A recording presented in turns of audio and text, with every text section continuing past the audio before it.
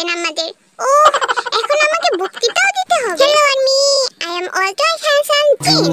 জিনাপ্পা I love you, জিনাপ্পা miss you. আমি তো জানি তোমরা আমাকে অনেক মিস করছো। আমার মুখ না দেখে তোমরা একটা ঈদ কাটিয়ে ফেলেছো, তাই ঈদের আগে চলে আসলাম যাতে তোমরা আমার মুখ দেখে ঈদ উদযাপন করতে পারো। আমি তোমাদের অনেক মিস করছি। সেনাবাহিনীতে যাওয়ার পর আমি তো আরো সুন্দর আরো হ্যান্ডসাম হয়ে গেছি। পাওয়ার অফ সরকারি চাল, বুঝতে পারছো? আমি এখন থেকে আমি তোমাদের আবার এন্টারটেইন করা শুরু করব। এত পরিমাণ এন্টারটেইন করব যে তোমাদের ওই বাকি 6 বান্দরের মনেই পড়বে না। তাড়াতাড়ি লাইফকে মিস করবে না। আমি সারাঙ্গিও।